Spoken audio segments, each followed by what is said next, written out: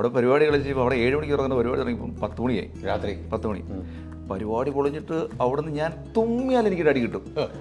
തമാശയാണ്, ഞാനും കൂടെ കുറച്ചൊക്കെ എനിക്ക് ഒരേ ഇത്തിരി പഴയതാണെന്നുള്ളൂ എന്ന് പറഞ്ഞു. എൻ്റെ ദൈവമേ, ഞാൻ ആ കാലിലേക്ക് വീണു. വീട്ടിൽ ചെന്ന് കഴിഞ്ഞപ്പോഴാണ് അറിഞ്ഞ പരിപാടി മൊത്തത്തിൽ പൊളിഞ്ഞത്. അച്ഛൻ പറഞ്ഞു ഇനി പരിപാടി എന്ന് പറഞ്ഞ് വീട്ടിൽ നിറക്കിട്ടുണ്ട്, മുട്ടുകാലം ഞാൻ വിട്ടിരിക്കുന്നു.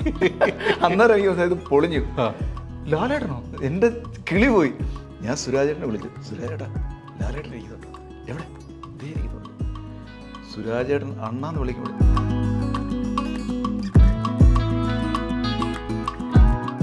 നമസ്കാരം. പ്രോഗ്രാം ഇങ്ങനെ അടിപൊളിയായിട്ട് നടന്നുകൊണ്ടിരിക്കുകയാണ്. അപ്പം എൻ്റെ ഒപ്പം രാമപുരത്ത് നിന്നുള്ള മിമിക്രിക്കാരൻ, ഞാൻ പരിചയപ്പെടുത്തുന്ന പേര് പോലും പറയേണ്ട കാര്യമില്ല, അദ്ദേഹത്തെ തിരിച്ചറിയാത്ത ആരുമില്ല. അത്രയും നല്ല മിമിക്രി സ്റ്റേജുകൾ കയ്യടി വാങ്ങിയ ഏറ്റവും അടുത്ത സുഹൃത്താണ്. ഞാൻ പേര് പറഞ്ഞൊരു കാര്യമില്ല, സ്ഥലപ്പേരിൽ അറിയും അല്ലേ? അങ്ങനെയല്ല, രാമപുരം. രാമപുരം എന്ന് പറയുമ്പോൾ തന്നെ അറിയാം. ഇന്ന എല്ലാവരും രാമപുരം വിളിക്കുക. അതെ അതെ, പേര് വിളിക്കാറില്ല.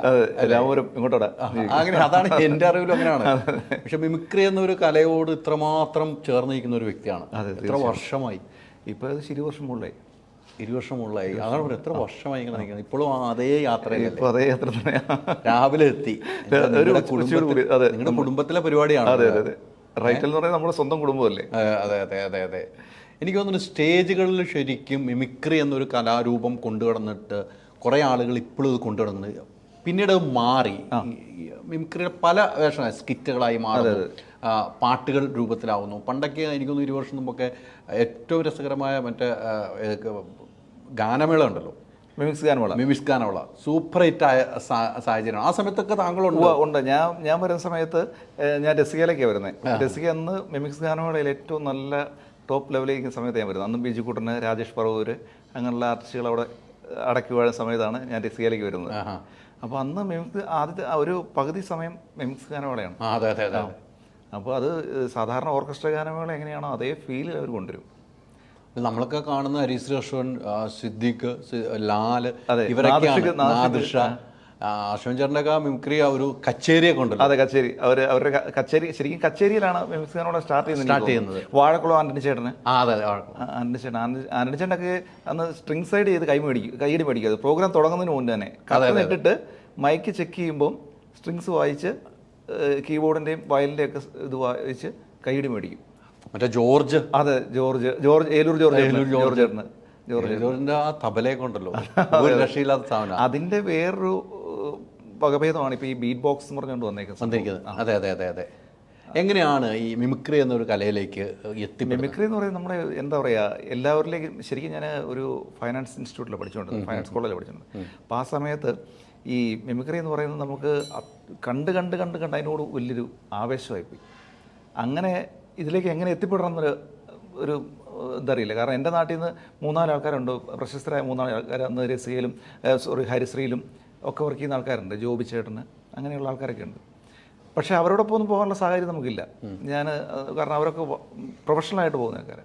അത് കഴിഞ്ഞ് പിന്നീട് സ്വന്തമായിട്ട് പാലായിൽ കുറച്ച് കൂട്ടുകാരൊക്കെ കൂടി ഞങ്ങളൊരു ചെറിയ ട്രൂപ്പൊക്കെ തുടങ്ങി. അത് പരിപാടി അവതരിപ്പിച്ചു. അത് ആദ്യകാലങ്ങളിലൊക്കെ ഒരു 3-4 പരിപാടികളൊക്കെ സക്സസ് ആയി പോയി. അത് കഴിഞ്ഞ് എൻ്റെ വീടിൻ്റെ അവിടെ ഒരു ഓണത്തിന് ഞാൻ ഒരു പരിപാടി അവതരിപ്പിച്ചു, രാമപുരത്ത്. അപ്പോൾ അതാണ് ഒരു പേയ്മെൻറ്റ് ചെയ്യുന്ന പരിപാടി. പക്ഷെ അന്ന് സംഭവിച്ചത്, അന്ന് 2 പരിപാടി പിടിച്ചു. 2 പരിപാടി പിടിച്ചിട്ട് അന്ന് ഓണം വന്നു പറഞ്ഞുകൊണ്ട് ഈ കുറച്ച് ആർട്ടിസ്റ്റുകൾ വന്നില്ല.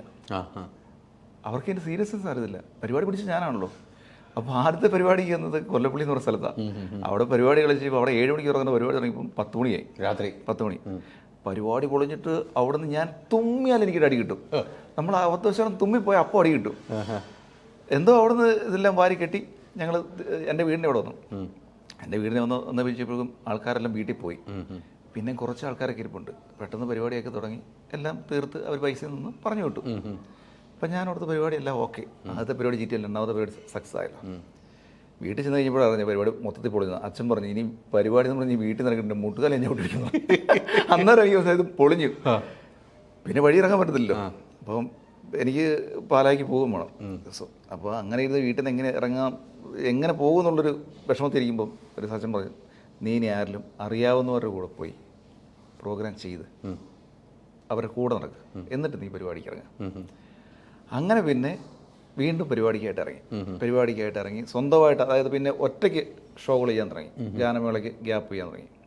അങ്ങനെയാണ് രസിക എന്ന് പറഞ്ഞ ട്രൂപ്പിൽ ഗാനമേളയ്ക്ക് ഗ്യാപ്പായിട്ട് വന്നതാണ് ഇന്റർവെൽ മിമിക്രി ഉണ്ട്. അത് കഴിഞ്ഞ് അവിടെ ട്രൂപ്പിലേക്ക് കയറി. ട്രൂപ്പിൽ നിന്ന് കയറി അവരുടെ ട്രൂപ്പിലേക്ക് കയറി. അത് കഴിഞ്ഞ് പിന്നെ പത്തനംതിട്ട സാരംഗ് അങ്ങനെയുള്ള ട്രൂപ്പുകളിൽ കൂടിയൊക്കെ വന്ന് എനിക്കൊന്നും ഏറ്റവും കൂടുതൽ പത്തനംതിട്ട സാരംഗിന്റെ കൂടെ ആയിരിക്കും. സാരംഗിന്റെ കൂടെ രണ്ട് വർഷം വെച്ച് അല്ല അടുപ്പിച്ചുണ്ടായിരുന്നു. പത്തനംതിട്ട സാരംഗിന്റെ പരിപാടിക്ക് എനിക്ക് ഓർക്കുന്നു എന്റെ നാട്ടിൽ അന്ന് ഞാൻ രാജാ സാഹിബ് അദ്ദേഹം മാറിയ സമയത്താണ് ഞാൻ വണ്ണപ്പുറത്ത് ഒന്ന് പ്രോഗ്രാം ചെയ്തിട്ടുണ്ട്. മരിച്ചുപോയ സിദ്ധാർത്ഥൻ ചേട്ടന്റെ എനിക്കിപ്പോഴും ഓർക്കുന്നുണ്ട്. ഏജൻസി അവിടെ വന്നിട്ട് പ്രോഗ്രാം ചെയ്തിട്ടുണ്ട്. അങ്ങനെ സാരംഗിൽ നിന്ന് വന്നു. സാരംഗിൽ നിന്ന് കഴിഞ്ഞ് പിന്നെ നമ്മുടെ പുന്നപ്ര പ്രശാന്ത് ചേട്ടൻ എന്നെ വിളിച്ചു, നമുക്ക് നിൽക്കാം എന്ന് പറഞ്ഞു. പിന്നെ ഒറ്റയ്ക്ക് അയിലേക്ക് അങ്ങ് പോകാൻ തുടങ്ങി. ഇപ്പം എങ്ങനെയാണ് യാത്ര? ഇപ്പോഴും ഈ പറഞ്ഞ പോലെ സത്യമായിട്ട് എന്നാ വെച്ചാൽ കോട്ടയം നസീർക്ക, ടിനിച്ചേട്ടൻ ഇവരെല്ലാം ഷോകൾ കോർഡിനേറ്റ് ചെയ്യാറുണ്ട്. ഞാൻ ഷോകൾ ഒരുപാട് കോർഡിനേറ്റ് ചെയ്യുന്നുണ്ട്. പിന്നെ അവരുടെ ഷോകളിൽ ഞാൻ നിർബന്ധമായിട്ട് എല്ലാ ഷോകളിലും എന്നെ വിളിക്കാറുണ്ട്. അപ്പം എൻ്റേതായിട്ടൊരു അരമണിക്കൂർ ഞാൻ കൊണ്ടുപോകും. അരമണിക്കൂറാണ് ഈ ജ്ഞാനോള ഗ്യാപ്പ് എന്ന് പറഞ്ഞാൽ അരമണിക്കൂറാണല്ലോ. പല ഇപ്പോഴത്തെ ഷോകളിലാണെങ്കിലും മെഗാ ഷോകളിലാണെങ്കിലും എൻ്റേതായിട്ടൊരു അരമണിക്കൂർ ഞാൻ കൊണ്ടുപോകും. ഏറ്റവും കൂടുതൽ കയ്യടി കിട്ടിയ ഐറ്റം ഏതായിരിക്കും? ഇമിറ്റേഷൻ തന്നെ, സ്റ്റാർ ഇമിറ്റേഷൻ തന്നെ. അതാണ് എപ്പോഴും ഞാൻ ചെയ്യാറുള്ളത്. ഏറ്റവും കയ്യടി കിട്ടിയ സ്റ്റാർ തന്നെ ആദ്യം ചെയ്ത് ഇപ്പോൾ അങ്ങനെ ചെയ്യാറില്ല. ആദ്യം എന്നെ ശ്രദ്ധിക്കപ്പെടുന്നത് ഞാൻ ശരിക്കും ദാസേട്ടൻ്റെ വോയിസ് ചെയ്ത ആൾക്കാർ ശ്രദ്ധിക്കപ്പെടുന്നത്. കാരണം അന്ന് ആരും അതങ്ങനെ ചെയ്യുന്നില്ല. അങ്ങനെ യേശുദാസിൻ്റെ വോയിസ്, ദാസാറിൻ്റെ വോയിസ് ഇമിറ്റേറ്റ് ചെയ്ത് ദാസാറിൻ്റെ മുമ്പിൽ ചെയ്ത് ഞാൻ. അതായത് ദുബായിൽ അതെൻ്റെ ജീവിതത്തിൽ ഏറ്റവും ഞാൻ ജീവിതത്തിൽ കാണാൻ ആഗ്രഹിക്കുന്ന കുറച്ച് ആൾക്കാരുണ്ട്. അതായത് ഒന്ന് ദാസാർ, ഒന്ന് സച്ചിൻ തെണ്ടുൽക്കർ, പിന്നെ ഒന്ന് ലാലേട്ടനും മമ്മൂക്ക. ഇവരൊക്കെ എനിക്ക് ഭയങ്കര ഇഷ്ടമാണ്. അപ്പോൾ ഇവരെ കാണണം എനിക്ക് അത്രയും ആഗ്രഹങ്ങളൊക്കെ ഉള്ളൂ. അങ്ങനെ ദുബായിൽ ഞാൻ സുരാജേട്ടനും കൂടെ ഒരു ഷോയ്ക്ക് പോയി കഴിഞ്ഞപ്പം അന്ന് വിജയ് യേശുദാസ്, ദാസേട്ടന് വൈഫ്, കുടുംബം എല്ലാവരും ഉണ്ട്. അന്ന് ഞാൻ അവിടെ നിന്നപ്പോൾ സുരാജേട്ടൻ പറഞ്ഞു ദാസേട്ടൻ്റെ വോയിസ് ഇമിറ്റേറ്റ് ചെയ്യണമെന്ന് വെച്ച് സ്റ്റേജ് വെച്ച്. അപ്പോൾ ഞാൻ പറഞ്ഞു വേണ്ട ചേട്ടാ, എൻ്റെ കൈയും കാലം പറിക്കാൻ തുടങ്ങി. അപ്പോൾ അല്ല നീ അത് ചെയ്യുക. അങ്ങനെ ഞാൻ ചെയ്ത് ഞാൻ കണ്ണുടച്ചെന്നാണ് ചെയ്തത്. കണ്ണുടച്ച് ചെയ്ത് കഴിഞ്ഞ് ഞാൻ സ്റ്റേജിന് ബാക്കിൽ ഇറങ്ങി കഴിഞ്ഞപ്പോഴത്തേക്കും ഞാൻ സുരാജനോട് സ്റ്റേജിൻ്റെ ബാക്കിൽ റൂമിലിരിക്കുക. കുറച്ച് കഴിഞ്ഞപ്പോൾ ഡോറ് തുറന്നൊരു മനുഷ്യൻ ഇറങ്ങി വന്നു. തമാശയാണ്, ഞാനും കൂടാം, കുറച്ചൊക്കെ എനിക്ക് ഒരേ ഇത്തിരി പഴയതാണെന്നേ ഉള്ളൂ എന്ന് പറഞ്ഞു. എൻ്റെ ദൈവമേ, ഞാൻ ആ കാലിലേക്ക് വീണു.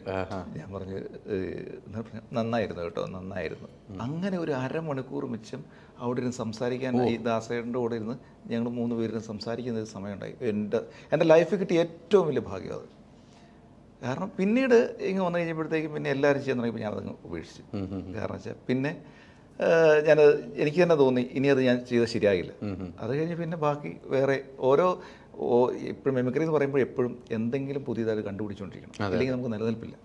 അപ്പോൾ അങ്ങനെ ഓരോരോ കാര്യങ്ങൾ കണ്ടുപിടിച്ച് പോയിക്കൊണ്ടിരിക്കും. ഈ ദാസേട്ടൻ അല്ല, അവിടെ ഏറ്റവും കൗതുകമായത് ദാസേട്ടൻ നമ്മളിരിക്കുന്ന റൂമിലേക്ക് വരുവാണ്. അതായത് സുരാജേട്ടനുണ്ട്, ഞാനും അവിടെ ഇരിപ്പുണ്ട്. അപ്പോൾ ആ റൂമിലേക്ക് ദാസേട്ടൻ വരികയാണ്. വന്നിട്ട് സുരാജേട്ടനോട് പറയുകയാണ് തമാശയാണ്, ഞാനും കൂടാ. അയ്യോ, ഒരു വല്ലാത്ത ഭാഗ്യം എന്ന് വെച്ചാൽ അങ്ങനെയൊന്നും ഒരു സാഹചര്യം ആർക്കും ഒരിക്കലും കിട്ടില്ല. വളരെ ചുരുക്കം കിട്ടിയാലുള്ളൂ അങ്ങനെ. അങ്ങനെ ലാലേട്ടനെ കാണണമെന്ന് ആഗ്രഹിച്ചെങ്കിൽ അതെ ചോദിക്കാൻ പോയത്. ലാലേട്ടനെ കാണണമെന്ന് ആഗ്രഹിച്ചത് എങ്ങനെയാ വെച്ചാൽ ഞങ്ങൾ ഇവിടുന്ന് ചെന്നൈക്ക് ഷോയ്ക്ക് പോവാം. അത് സുരാജേട്ടൻ ഞാൻ കൂടെ പോകുന്നു. അപ്പോൾ സുരാജേട്ടൻ വിൻഡോ സൈഡിലിരിക്കുന്നു, ഈ മിഡിൽ സീറ്റ് ഞാനിരിക്കുന്നു, തൊട്ടിപ്പുറത്ത് സീറ്റ് കാലിയാണ്. കുറച്ച് കഴിഞ്ഞപ്പം അപ്പോൾ എയർപോർട്ടിൽ നിന്ന് കയറിയപ്പോൾ അവിടെ ബോർഡിംഗ് പാസിന് നിന്ന് ഇപ്പോൾ അവർ പറഞ്ഞു ലാലേട്ടനുണ്ടല്ലോ ചെന്നൈക്ക്. അപ്പോൾ ഞങ്ങൾ പറഞ്ഞു അപ്പം ആരാന്ന് നമുക്കറിയില്ല. മോഹൻലാലിൻ്റെ കാര്യമാണോ പറഞ്ഞത്, അതോ ഡയറക്ടർ ലാൽ സാറിൻ്റെ കാര്യമാണോ പറഞ്ഞത്, ആരുടെ കാര്യം നമുക്കറിയില്ലല്ലോ. അപ്പോൾ അത് വിട്ട് ഞങ്ങൾ പോയിരുന്നു. കുറച്ച് കഴിഞ്ഞപ്പോൾ സീറ്റിലേക്ക് ഒരാൾ വന്ന് അങ്ങോട്ട് ഇരുന്ന് കഴിഞ്ഞിട്ട് അപ്പോൾ ഞാനിങ്ങനെ നോക്കി. അപ്പോൾ ഫ്രണ്ടിൽ പോക്കറ്റിൽ എൻ്റെ ടിക്കറ്റും കാര്യങ്ങളൊക്കെ വെച്ചു, ലാലേട്ടൻ വെച്ചു. അപ്പോൾ ഞാനിങ്ങനെ ഇപ്പോൾ താടിയൊക്കെ വെച്ച് കണ്ണാടിയൊക്കെ വെച്ച് ഇങ്ങനെ കണ്ണാടിയൊക്കെ കയറ്റി വെച്ചിട്ട് ഇങ്ങനെ നോക്കിയിട്ട് അവിടെ നിന്ന് ഇരുന്ന് ലാലേട്ടനോ, എൻ്റെ കിളി പോയി. ഞാൻ സുരാജേട്ടനെ വിളിച്ചു, സുരാജേട്ടാ ലാലേട്ടൻ ഇരിക്കുന്നു കേട്ടോ. എവിടെ ഇതേ ഇരിക്കുന്നു. സുരാജേട്ടൻ അണ്ണാന്ന് വിളിക്കുമ്പോൾ നീ ഉണ്ടോ, നീ എങ്ങോട്ടാ. പിന്നെ അവിടെ നിന്നൊരു സാധാരണ മനുഷ്യൻ സംസാരിക്കുന്ന പോലെ ഒരു യാത്ര ചെന്നൈ വരെ, ചെന്നൈയുടെ എയർപോർട്ടിന് വെളിയിൽ പോകുന്നിടം വരെ എന്തൊരു അനുഭവമായിരുന്നു അറിയാതെ. അതൊന്നും പറഞ്ഞാൽ മറക്കാൻ പറ്റില്ലത്. അപ്പം ഇങ്ങനെ ആ തമാശകൾ ഇവർ തമ്മിലുള്ള അടുത്ത സൗഹൃദമാണ്. അതിനകത്തേക്ക് എന്നെ കൂടെ കൂട്ടിയിട്ട് എന്നോടും കൂടെ കൂടി ഇങ്ങനെ സംസാരിച്ച് പോവാ. അപ്പോൾ ഞാനിങ്ങനെ ആലോചിക്കുക ഇന്ന് ലോകാവസാനമാണോ അങ്ങനെയൊക്കെയുള്ള. മമ്മൂക്കായെ കണ്ടിട്ടുണ്ടോ? മമ്മൂക്കായെ പട്ടണതിഭൂതത്തിൻ്റെ സെറ്റ് വെച്ച് ആദ്യം കാണുന്നത്.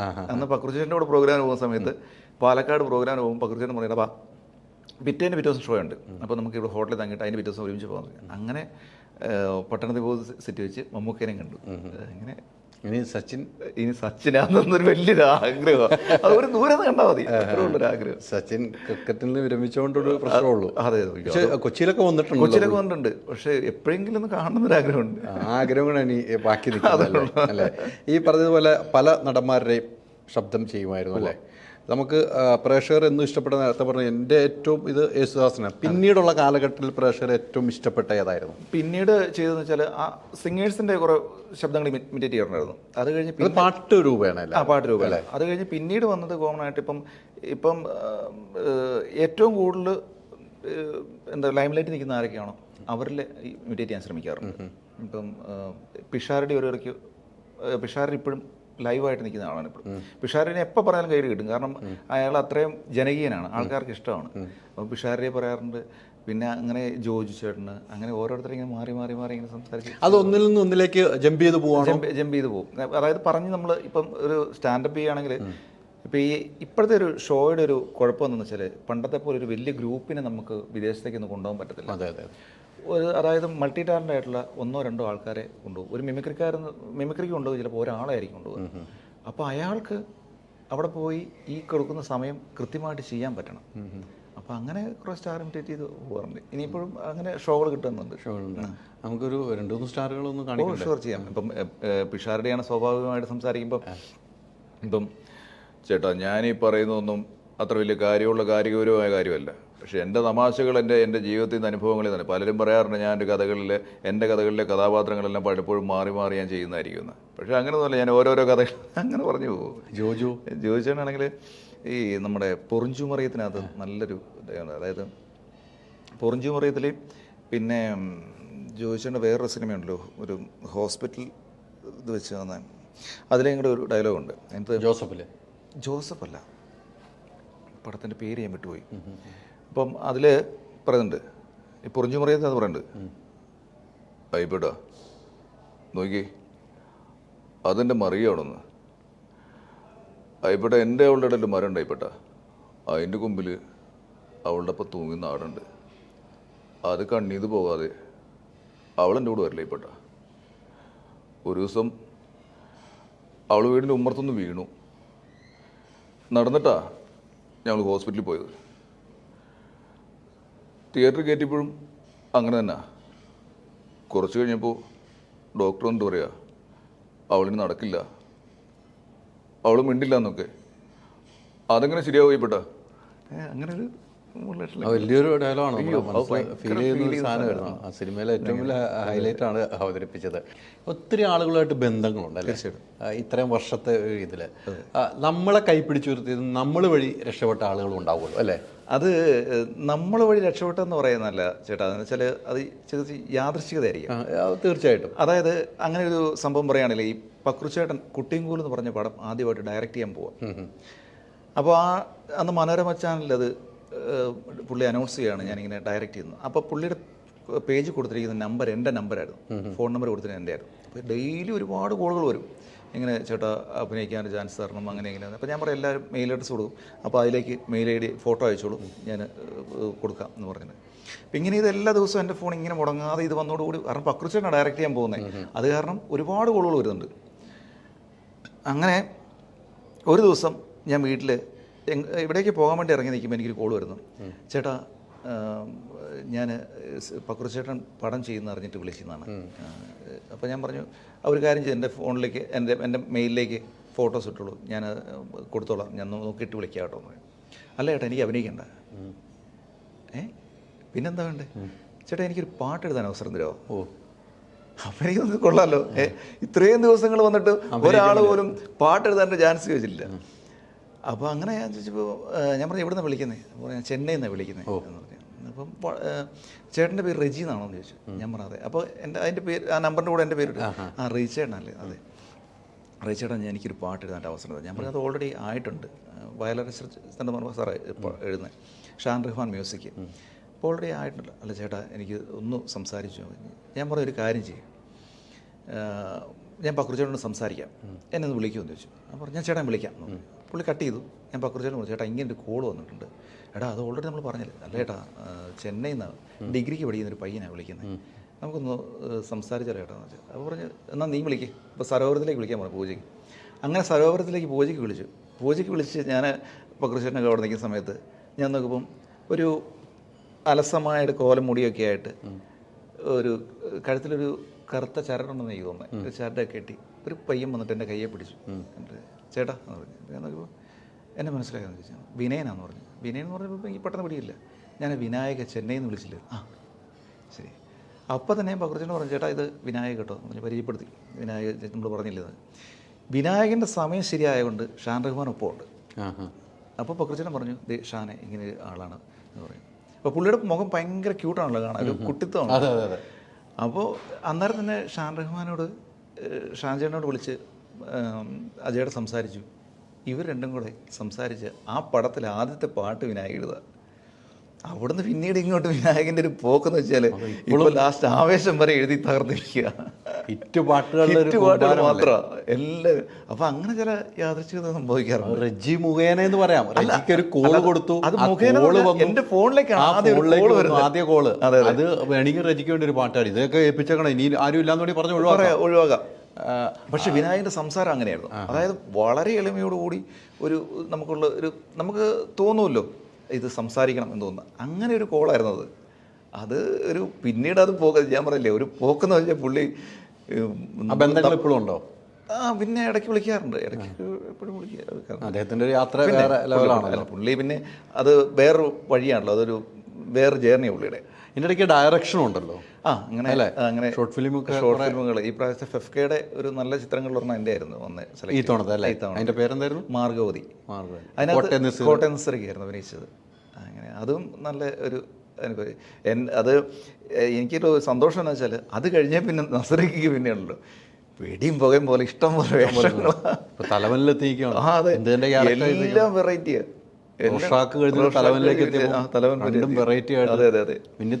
നല്ലൊരു കലാകാരനാണല്ലോ. പിന്നെ മിമിക്രി എന്നൊരു കലയോട് എത്രമാത്രം. ഞാൻ പറയുന്നത് നസീർക്ക് എന്ന് പറഞ്ഞ ആള് എത്ര മിമിക്രിക്കാർ വന്നു പോക്കോ, പക്ഷെ കോട്ടയം നസീർ എന്ന് പറയുന്നത് അതൊരു സിംഹമാണ്. അതിനെ മറ്റ് ആരോടും നമുക്ക് ഉപയോഗിക്കാൻ പറ്റത്തില്ല. കാരണം ഇപ്പോഴും സ്റ്റേജ് കയറിയാലുണ്ടല്ലോ നസീർക്കയുടെ ഒരു ഏറ്റവും വലിയൊരു ഡെഡിക്കേഷൻ നമുക്ക് കാണുന്നത് വെച്ചാൽ ആ സ്റ്റേജിൽ കയറുന്നിടം വരെ അദ്ദേഹം ടെൻഷനിലായിരിക്കും. എടാ എനിക്കത് ഞാൻ അത് ഓക്കെ എടാ ചെയ്യണം. അവിടെ കയറി കഴിഞ്ഞാൽ പിന്നെ ഒറ്റ പോക്കാ, പിന്നെ മേലും കീഴൊന്നുമില്ല. അത് പിന്നെ പിടിച്ചടക്കിയിട്ട് ഇങ്ങോട്ട് കൊണ്ടുവരുള്ളൂ. അതാണ് നസീർക്ക.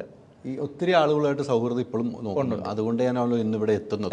നിങ്ങളുടെ ബന്ധങ്ങൾ എങ്ങനെയാണ് പോകുന്നത്? ഈ മിമിക്രിയെ സംബന്ധിച്ചുള്ള നമ്മൾ ഈ ശബ്ദം പഠിക്കണം അല്ല, നമ്മുടെ തൊണ്ടയിൽ നിന്ന് വരുന്ന ശബ്ദങ്ങളാണ്. അത് ഡെയിലി പ്രാക്ടീസ് ചെയ്യാതിരുന്നാൽ നിന്നു പോകും. അതിനൊരു കുഴപ്പം എന്താണെന്ന് വെച്ചാൽ നമ്മൾ ഇത് ശ്രദ്ധിക്കാതിരുന്നാൽ നമ്മുടെ കയ്യിൽ നിന്ന് ഈ ശബ്ദം പോകും, ഉറപ്പായിട്ടും പോകും. കാരണം നമ്മൾ ഈ പാട്ടുകാർ കൃത്യമായിട്ട് സാധകം ചെയ്യണം എന്ന് പറഞ്ഞ പോലെ നമ്മളിത് കൃത്യമായിട്ട് ഈ വോയിസ് എന്നും പഠിക്കുമല്ലോ വേണ്ടത്. ഒറിജിനൽ വോയിസ് ഏതാണോ അത് കേൾക്കണം. നമ്മളിപ്പോൾ ഒരു നടൻ്റെ ഒറിജിനൽ വോയിസ് ഏതാണോ അത് കേൾക്കണം. അല്ലെങ്കിൽ കുറച്ച് കഴിയുമ്പം ഈ ശബ്ദം നമ്മുടേതായിട്ട് തന്നെ മാറിക്കൊണ്ടിരിക്കും, നമ്മുടേതിലേക്ക് നമ്മൾ അറിയാതെ വന്നുകൊണ്ടിരിക്കും. അപ്പോൾ അതിന് നമ്മൾ ഡെയിലി ശബ്ദം കേൾക്കുന്ന ഏറ്റവും നല്ലതാണ്. ഇപ്പം റിജി വന്ന കാലഘട്ടം ഇപ്പോൾ 20 വർഷമായി. 20 വർഷത്തേക്ക് ഇപ്പോൾ ഒക്കെ വരുന്ന കുട്ടികളാണെങ്കിലും എന്ത് അതായത് പണ്ടൊക്കെ എന്ന് മിമിക്രിയിൽ നമ്മൾ ഒരു തോന്നിപ്പിക്കില്ലായിരുന്നു. നമ്മളൊരു സിനിമയിൽ ഡയലോഗ് എടുത്തിട്ട് അതിനൊരു കാരിക്കേച്ചർ വരയ്ക്കുന്ന പോലെയാണ് കുറച്ചൊക്കെ ഒരു എന്താ മുഴപ്പിച്ച് കാണിക്കും നമ്മൾ. ഇപ്പം കൊച്ചിൻ ജനീഫ ആയാലും ജനാർദ്ദനായാലും അവരുടെ ശബ്ദത്തിൽ നിന്ന് കുറച്ചുകൂടി ഒരു വേറൊരു രീതിയിലേക്ക് ആക്കി ആൾക്കാരിലേക്ക് എത്തിക്കും. പക്ഷേ ഇപ്പോഴങ്ങനെയല്ല, പക്ക പെർഫെക്ഷൻ, മോഡുലേഷൻ കറക്റ്റ് ആയിരിക്കണം. മോഡുലേഷൻ ആ ഫീൽ ആൾക്കാരിലേക്ക് കിട്ടണം. അല്ലെങ്കിൽ കണ്ണടച്ച് ഇരുന്നാൽ അവരായിരിക്കണം. പിന്നെ അത് നമ്മളിങ്ങനെ ഇരിക്കുമ്പോഴത്തേക്ക് അവർ സംസാരിക്കുമ്പോൾ അവർ തന്നെ സംസാരിക്കുന്നത് തോന്നും. അല്ലാതെ അതിനകത്ത് ഏറ്റവും വലിയ ഒരു വിജയം എന്ന് പറയുന്നത്. അല്ലാതെ തോന്നിപ്പിക്കലിൻ്റെ കാലം പോയി. ഇപ്പം പെർഫെക്ഷൻ അല്ലെങ്കിൽ അപ്പം എടുത്ത് അപ്പം തന്നെ റിസൾട്ടാണ്. ഇപ്പം മൊബൈലിലും കൂടെ ഷൂട്ട് ചെയ്യുക ആൾക്കാർ. പിന്നെ മൊബൈലിലോ അത് കഴിഞ്ഞ് അത് മാത്രമല്ല ട്രോളിൻ്റെ പൂരമായിരിക്കും, വേറിപ്പോവും. അതെ. ഈ നമ്മൾ ആദ്യം ഈ മിമിക്രി എന്ന് പറയുന്ന കലയിലേക്ക് ഒരു തുടക്കകാലമുണ്ടല്ലോ, അത് എങ്ങനെയാണ് നമ്മുടെ മനസ്സിലേക്ക് പതിയുന്നത്? ഇപ്പം എൻ്റെ ഒരു സൗണ്ട് നിങ്ങൾ കുറേ കേൾക്കുന്നു, റെജി കുറേ കേൾക്കുന്നു, അത് പതിയാൻ ഒരു ടൈം എടുക്കും. അതിനൊരു കാര്യമുണ്ട്, എന്നാ അറിയോ? നമ്മളൊരു ചില ശബ്ദങ്ങൾ നമ്മൾ കേൾക്കുമ്പോൾ നമുക്ക് ഒരാളോട് അമിതമായിട്ട് ഇഷ്ടമുണ്ടെങ്കിൽ അല്ലെങ്കിൽ അത് നമുക്ക് ഇപ്പം നമ്മൾ രണ്ടും അത്രയും അടുത്ത ബന്ധം വന്നു കൂടും. നമ്മൾ ഒരുമിച്ച് നടക്കുന്നു, ഒരുമിച്ച് സംസാരിക്കുന്നു, ഒരുമിച്ച് ഫുഡ് കഴിക്കുന്നു. കുറച്ച് കഴിയുമ്പം എൻ്റേതായ കുറച്ച് സ്വഭാവങ്ങൾ ചേട്ടൻ്റെ കയ്യിലേക്ക് വരും, ചേട്ടൻ്റെതായ കുറച്ച് കാര്യങ്ങൾ എൻ്റെ കയ്യിലേക്ക് വരും. അത് സ്വാഭാവികമായിട്ടുള്ളതാണ്. ഈ ശബ്ദവും അങ്ങനെ തന്നെയാണ്. നമുക്ക് എവിടെയെങ്കിലും ഒന്ന് ലോക്കാക്കാൻ പറ്റും. ആ ശബ്ദത്തിന് എവിടെയെങ്കിലും നമുക്കൊന്ന് കൊടുത്ത് കിട്ടും. അത് നമ്മൾ കിട്ടിയാൽ പിന്നെ ആ ഗ്രിപ്പ് പിടിച്ച് നമ്മളങ്ങ് പോകും. അത് കറക്റ്റായിട്ട് കിട്ടും. ആളുടെ മാനറിസം കാര്യങ്ങൾ എല്ലാം കിട്ടും. ഇപ്പോൾ ടിനിച്ചേട്ടൻ്റെയൊക്കെ പറയുകയാണെങ്കിൽ ഇങ്ങനെ പറഞ്ഞാൽ പൊക്കോളും. ടിനിച്ചേട്ടൻ അത് സംസാരിക്കുന്നതിൻ്റെ ഇടയ്ക്ക് ഇങ്ങനെ കുറച്ച് സാധനങ്ങളൊക്കെ വരും. അപ്പം ഇതെല്ലാം നമുക്ക് ഒരാളോടുള്ള ഇഷ്ടം കൊണ്ടും അല്ലെങ്കിൽ നമുക്ക് താല്പര്യം ഉണ്ടെങ്കിലും കിട്ടും. പിന്നെ ചിലത് എത്ര പുറകെ കയറുന്നാലും പിടിക്കാൻ കിട്ടില്ല അല്ലേ? അങ്ങനെ പിടിക്കാൻ നോക്കിയിട്ട് പിടിക്കാൻ പറ്റാത്ത സൗണ്ട് ആർക്കാണ് റെജിക്ക് കിട്ടിയ അനുഭവം? എനിക്ക് ലാലേട്ടൻ്റെ സൗണ്ട് ഞാനിങ്ങനെ ഇപ്പം ചെയ്യുന്നുണ്ട്. ഞാൻ ഇപ്പോൾ ലൂസിഫറിലൊക്കെ ചെയ്യുന്നുണ്ട്. പക്ഷേ അതൊന്നും കറക്റ്റൊന്നുമല്ല. എനിക്ക് തന്നെ അല്ലെങ്കിൽ കറക്റ്റ് അല്ല. കാരണം അത് ഒരു എന്താ സ്റ്റേജിൽ നമ്മൾ ആ സ്റ്റേജിലല്ലാതെ നമ്മൾ റെക്കോർഡ് ചെയ്ത് കേട്ട് കഴിഞ്ഞാൽ ഒരുപാട് വ്യത്യാസം ഉണ്ടാവും. പക്ഷേ ലാലേട്ടൻ്റെ സൗണ്ട് എന്നെ സംബന്ധിച്ച് എൻ്റെ ഇഷ്ടം കൊണ്ട് ഞാൻ ഒരുപാട് ട്രൈ ചെയ്തിട്ടുണ്ട്. പക്ഷേ സ്റ്റേജിൽ ഞാനത് ചെയ്യുകയും ചെയ്യും. പക്ഷെ അല്ലാതെ റെക്കോർഡ് ചെയ്ത് നോക്കിയാൽ അതിന് ഭയങ്കര മാറ്റമായിരിക്കും. സ്റ്റേജിൽ ഭയങ്കര സൗണ്ട് സിസ്റ്റത്തിൽ നമുക്ക് എത്തിക്കാൻ പറ്റും, അങ്ങോട്ട് ആ ഒരു ഹൈപ്പിൽ എത്തിക്കാൻ പറ്റും. പക്ഷേ ഇതല്ലാതെ നമ്മളൊരു മൊബൈൽ റെക്കോർഡ് ചെയ്തോ അല്ലെങ്കിൽ മൈക്ക് റെക്കോർഡ് ചെയ്തോ നോക്കിയാലോ അതിനകത്ത് ഒരുപാട് മാറ്റം ഉണ്ടാവും. അത് വലിയ പ്രശ്നമാണ്. പിന്നെ ഭയങ്കര പ്രശ്നമാണ്. അതൊരു പ്രശ്നമാണ്. ഇത് എന്നാൽ ഈ ലാലേട്ടൻ എന്ന് പറയുമ്പോൾ എന്താ പ്രശ്നം എന്ന് വെച്ചാൽ നമ്മൾ ആൾക്കാരിലേക്ക് ഒരു 50% എത്തിച്ചാൽ മതി. ബാക്കി അവരുടെ ഇഷ്ടമാണ്. അവരങ്ങോട്ട് ആരവം വെച്ച് തകർക്കൂല. സംഭവം കിട്ടിയാൽ കയ്യടിയിൽ അങ്ങ് പൊക്കോളും. അപ്പം അതാണ്. പക്ഷെ അത് എനിക്ക് ഇഷ്ടം കൊണ്ട് ഞാൻ ചെയ്യുന്നുണ്ട്. പക്ഷെ അത് എനിക്ക് ഇപ്പോഴും ഞാൻ അതിന് വേണ്ടി കിടന്ന് പരിശ്രമിക്കും. ലാലേട്ടൻ്റെ ഏറ്റവും സൂപ്പറായിട്ട് ചെയ്ത് കണ്ടിരിക്കുന്ന ആരാണ്? ലാലേട്ടനെ ആദ്യകാലത്ത് സാബു തിരുവല്ല എന്ന് പറഞ്ഞാൽ എൻ്റെ അടുത്ത സുഹൃത്താണ്. സാബു തിരുവല്ലാണ്. സാബു ചേട്ടനാണ് ആദ്യം പക്ക പെർഫെക്റ്റ് ആയിട്ട് ലാലേട്ടൻ്റെ മോഡുലേഷനും അല്ലെങ്കിൽ ആ ഒരു സംസാരം എല്ലാം കൊണ്ട് ചെയ്തുകൊണ്ടിരുന്നത്. പിന്നീട് അതിനുശേഷം ഞാൻ കണ്ടേക്കുന്നത് ഈ നമ്മുടെ അസീബ് എന്ന് പറയും. പിന്നെ അത് കഴിഞ്ഞ് അതിന് മുന്നേ ഞെട്ടിച്ച ആളാണ് നമ്മുടെ ശിവമുരളിയല്ലോ, പേര് വിട്ടുപോയി, തിരുവനന്തപുരത്തുള്ള ആർട്ടിസ്റ്റ് പുള്ളിയായിരുന്നു. അത് കഴിഞ്ഞ് അസീഫ് വന്ന് പുള്ളി ലാലേട്ടനായിട്ട് അങ്ങോട്ട് സംസാരിക്കാതെ ഇത് ഇപ്പം അജി കുഞ്ഞുമോനുണ്ടല്ലോ, മഹേഷ് കുഞ്ഞുമോൻ കുറേ താരങ്ങളെടുക്കും. മഹേഷ് കുഞ്ഞുമോൻ അത് വേറൊരു ജനുസ്. അതാണ് വേറൊരു മുതലാത്. കാരണം ഒരിടത്ത് തുടങ്ങിയാൽ അത് എത്ര വല്ല മിമിക്രിക്കാരും എത്ര വലിയ ആർട്ടിസ്റ്റുകളും ഉണ്ടെങ്കിലും മഹേഷിന് അത് വിഷയമൊന്നുമില്ല. കാരണം അവനത് വന്ന് അവൻ്റെ കാര്യങ്ങൾ അടിച്ചു പൊളിച്ച് പെട്ടെന്ന് വന്നൊരു കലാകാരൻ. പിന്നെ അതിനകത്ത് സാധാരണ നമ്മളൊരു മിമിക്രി ചെയ്യണമെങ്കിൽ ഒരു ടോൺ നമ്മുടെ തൊണ്ടയിൽ പിടിച്ചിട്ട് അതിന് അടുത്തൊരു ബ്രീത്ത് എടുക്കാനുള്ള ടൈം വേണ്ടേ? അതുപോലും ഇതൊന്നുമില്ല. ഇത് വെച്ചടിച്ചങ്ങ് പോവാ. കാരണം വിനായകൻ പറഞ്ഞു, അടുത്ത് വിനീത് ശ്രീനിവാസൻ പറഞ്ഞു, ബാബുരാജ് പറഞ്ഞു. ഇതിങ്ങനെ മുഖ്യമന്ത്രി എത്തി, പ്രധാനമന്ത്രി എത്തി, വിജയ് സേതുപതിയായി, ഇങ്ങനെ നോൺ സ്റ്റോപ്പായിട്ട് പറഞ്ഞല്ലോ. പിന്നെ മഹേഷിൻ്റെ ഏറ്റവും വലിയൊരു ക്വാളിറ്റി എന്താണെന്ന് വെച്ചാൽ സ്ക്രിപ്റ്റ് വേണ്ട, ഓൺ സ്ക്രിപ്റ്റാണ്. അതായത് പുള്ളി ഒരു സദസ്സിൽ ചെന്നാൽ അവിടുത്തെ സിറ്റുവേഷൻ അനുസരിച്ച് അവരുമായിട്ട് ഇൻട്രാക്ട് ചെയ്യും. അതൊന്നും ചെറിയ കാര്യങ്ങളല്ല. നമ്മളൊരു സൗണ്ട് കൺട്രോൾ ചെയ്ത് പിടിച്ച് ചെയ്ത് ഒപ്പിക്കുക എന്ന് പറഞ്ഞതല്ല. ഇത് ആൾക്കാരുമായിട്ട് സാധാരണ അവൻ സംസാരിക്കുന്നത് എങ്ങനെയാണോ അതുപോലെ മഹേഷ് സംസാരിക്കുന്നു. അത് വല്ലാത്തൊരു കഴിവാണ്. പിന്നല്ലേ അതല്ലേ. അങ്ങനെ പണ്ട് ചെയ്തവരുണ്ടോ നോൺ സ്റ്റോപ്പായിട്ട്? അങ്ങനെ നോൺ സ്റ്റോപ്പായിട്ട് ചെയ്തുകൊണ്ടിരുന്ന ആൾക്കാരാണ് ഈ നസീർക്കയുടെയൊക്കെ ഒരു കോട്ടയം നസീർ പല വെറൈറ്റി, മറ്റേ പട്ടികുര വരെ പല. അല്ലേ, അത് മാത്രമല്ല നസീർക്ക് പണ്ട് ടൈറ്റാനിക് എന്ന് പറഞ്ഞൊരു സ്റ്റോറി ചെയ്യുമായിരുന്നു. അതായത് ടൈറ്റാനിക് ആർട്ടിസ്റ്റുകൾ പോകുന്നു. അത് നമ്മൾ ഞെട്ടിപ്പോയി. പറഞ്ഞ പോലെ ആ കഥാപാത്രങ്ങൾ മുഴുവൻ മലയാള സിനിമയിൽ ക്യാരക്ടർ ആക്കുക. അത് മുഴുവൻ ക്യാരക്ടർ ഇങ്ങനെ ഓർക്കുന്നില്ല. അത് ഇങ്ങനെ നോൺ സ്റ്റോപ്പായിട്ട് പറഞ്ഞോണ്ട് പോകും. അങ്ങനെ വെറൈറ്റികൾ കൊണ്ടുവന്ന ആളാണ് കോട്ടയം നസീർ. അതെ. പട്ടിയുടെ കൊര, അതിൽ നടന്മാരുടെ ശബ്ദത്തിൽ പട്ടിയുടെ കൊരയിലേക്ക് വന്ന് വീണ്ടും നടന്മാരിലേക്ക്. പട്ടിയുടെ കൊര വേറെ ഇവിടെ കുറച്ചിട്ട് പിന്നെ ഒരെണ്ണം അങ്ങ് ദൂരെ ആയിരിക്കും. അപ്പോൾ ആ ഒരു വേരിയേഷൻ ഉണ്ട്. ഒരു മിമിക്രി പഠിക്കാൻ ഒരു സ്റ്റുഡൻറ് വന്നാൽ ആദ്യം ചെയ്യേണ്ടത് എന്തായിരിക്കും? ഒരു അവന് മിമിക്രി എന്ന് പറയുന്നത് പെട്ടെന്ന് പഠിച്ചിട്ട് പോകാൻ പറ്റിയ കാര്യമല്ല. പെട്ടെന്ന് പഠിച്ചിട്ട് പോകാൻ പറ്റില്ല. അവൻ അതിനു വേണ്ടി മെനക്കെടണം. ആർക്കും ചെയ്യാൻ പറ്റും, ആർക്കും മിമിക്രി പഠിക്കാൻ പറ്റുമെന്ന് എനിക്ക് തോന്നുന്നത്. കാരണം എന്താ വെച്ചാൽ ഒരാൾക്ക് എങ്ങനെ അയാളുടെ ശബ്ദം മാറ്റി പറയാൻ പറ്റുമെന്നുണ്ടെങ്കിൽ അയാൾക്ക് ഉറപ്പായിട്ടും മിമിക്രി പഠിക്കാൻ പറ്റും. അത് ആരിലേക്കാണ് ആ ശബ്ദം പോകുന്നതെന്ന് അവൻ അന്വേഷിച്ച് പിടിക്കണം. ആ ഒരാളെ കിട്ടിയാൽ പിന്നെ അവൻ രക്ഷപ്പെട്ടു. പിന്നെ അതേ കണക്ട് ചെയ്ത് ഒരാളെ കിട്ടിയാൽ മതി. പിന്നെ അവനിലേക്കായി അത്. പിന്നെ അവൻ അതിൻ്റെ എന്താ പറയുക ഒരു ട്രിക്ക് പിടികിട്ടും. പിന്നെ അവന് അടുത്ത ആളെ പിടിച്ച് പോകാൻ പറ്റും. അങ്ങനെ പോകാൻ പറ്റും അല്ലേ? അത് കൃത്യമായിട്ട് ഒരാളെ ക്യാച്ച് ചെയ്യണം. ഒരാളെ ക്യാച്ച് ചെയ്താൽ മതി. ഇപ്പോൾ സാധാരണ പണ്ട് നമ്മളാണ് ഏറ്റവും ആദ്യം പഠിക്കാൻ ശ്രമിക്കുന്നത് പ്രേം നസീർ ആയിരിക്കും. പ്രേം നസീർ നമ്മളിങ്ങനെ പ്രിയമുള്ള എല്ലാവർക്കും സുഖമാണെന്ന് ഞാൻ വിശ്വസിക്കട്ടെ, എൻ്റെ മണ്ടിപ്പെണ്ണൊന്ന് ചിരിച്ച് ഈ ഒരു വെച്ച് നമ്മൾ പറയുമല്ലോ, ആ സാധനം തന്നെ മറ്റേ വളരെ പേഴ്സണലായിട്ട് ഞാൻ പറയുക. അത് പറഞ്ഞു കഴിഞ്ഞാൽ പിന്നെ അവിടുന്ന് തന്നെ നമുക്ക് ചേഞ്ച് ആവുക. ആ ഒരു ഇത് പിടിച്ചു കഴിഞ്ഞാൽ നമുക്ക് ജനാർദ്ദനം ചെയ്യാൻ പറ്റും, ലാലോലിക്സ് ചെയ്യാൻ പറ്റും. അങ്ങനെ കുറേ താരങ്ങൾ അതിൽ നിന്ന് തന്നെ പിടിച്ചു പോകാൻ പറ്റും. ഭയങ്കര ഒരു കഴിവുള്ള സംഭവമാണ്. അതെ അതെ, അത് നമുക്ക് പെട്ടെന്ന് ക്യാച്ച് ചെയ്യണമെങ്കിൽ വലിയ പാടാണ്. അതെ അതെ, മിമിക്രിയിൽ നിന്ന് പോകാന്ന് പറഞ്ഞാൽ ഭയങ്കര പാടാണ്. കാരണം ഒരു പാട്ടുകാരനെ സംബന്ധിച്ച് അവൻ ഒരു ജന്മസിദ്ധമായ കഴിവുണ്ടെങ്കിൽ അവന് ഓരോ പാട്ടുകളും വന്നു ചേരുന്നുണ്ട് അവനിലേക്ക്. പക്ഷെ മിമിക്രിക്കാരനെ സംബന്ധിച്ച് അതല്ല. പിന്നെ ഒന്നിനൊന്നിനും മെച്ചപ്പെടുത്തും. പുതിയ പുതിയ ആളുകൾ വരും, പുതിയ ആൾക്കാർ ഓരോ ദിവസം വന്നുകൊണ്ടിരിക്കുക. ഓരോ ദിവസം ഇപ്പോൾ സോഷ്യൽ മീഡിയ കൂടെ വന്നതോടുകൂടി ഒരു രക്ഷയില്ല. അത്രയും ഫൈറ്റ് ചെയ്ത് നിന്നാൽ മാത്രമേ നമുക്ക് നിൽക്കാൻ പറ്റുള്ളൂ. പാട്ടുകൾ ചേഞ്ച് വരും. പാട്ട് വേറെ രീതിക്കും പാടാം. നമുക്ക് ഒത്തിരി പാട്ടുകൾ പാടാം പാട്ടുകാർക്ക്. പക്ഷെ മിമിക്രിക്ക് അങ്ങനെയല്ല. മിമിക്രിയിൽ അവൻ നിൽക്കണമെന്നുണ്ടെങ്കിൽ അവൻ അതുപോലെ സ്ട്രഗിൾ ചെയ്യണം. അതെ അതെ, ഒന്ന് തെറ്റിയാൽ തീർന്നു പോയി.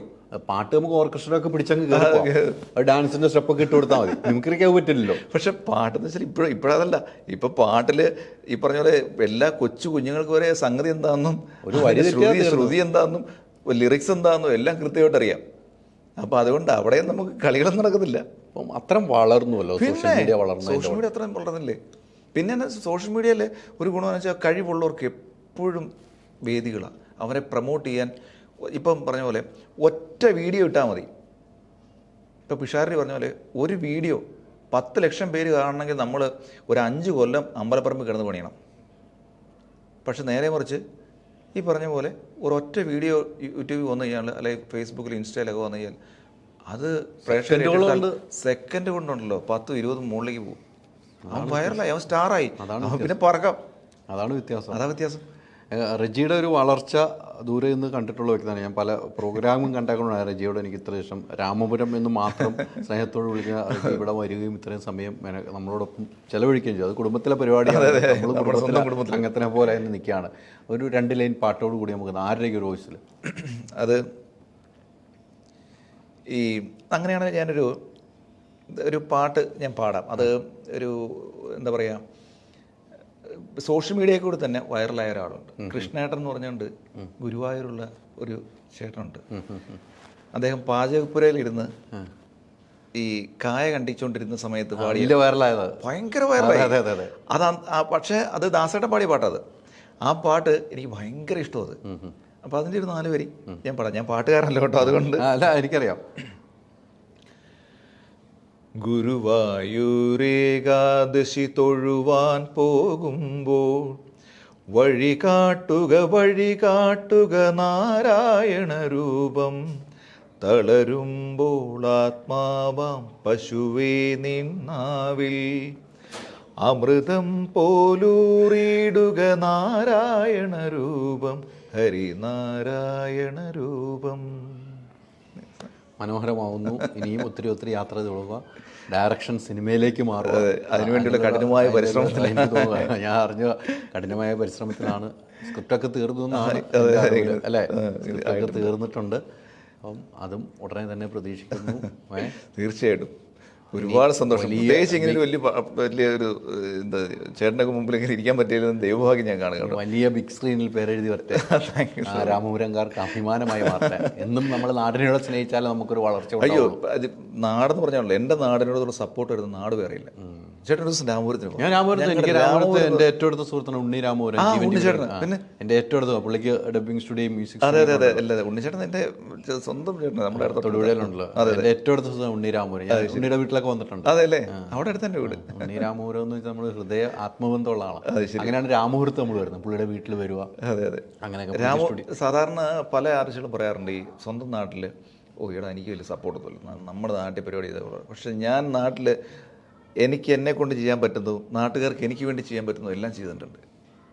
തീർച്ചയായിട്ടും. കാരണം ഇവിടുത്തെ ഈ സൂപ്പർ സ്റ്റാർ ആയിട്ടുള്ള മിമിക്രിക്കാരെ മുഴുവൻ ഞാൻ അവിടെ കൊണ്ടുപോയിട്ടുണ്ട്, പാട്ടുകാരെ കൊണ്ടുപോയിട്ടുണ്ട്, ഷോ ചെയ്തിട്ടുണ്ട്, നാട്ടുകാർ എനിക്ക് അതിന് വേണ്ടി സപ്പോർട്ട് ചെയ്തിട്ടുണ്ട്, അതുപോലെ വേദികൾ തന്നിട്ടുണ്ട്. ഇന്നും തരുന്നുണ്ട്.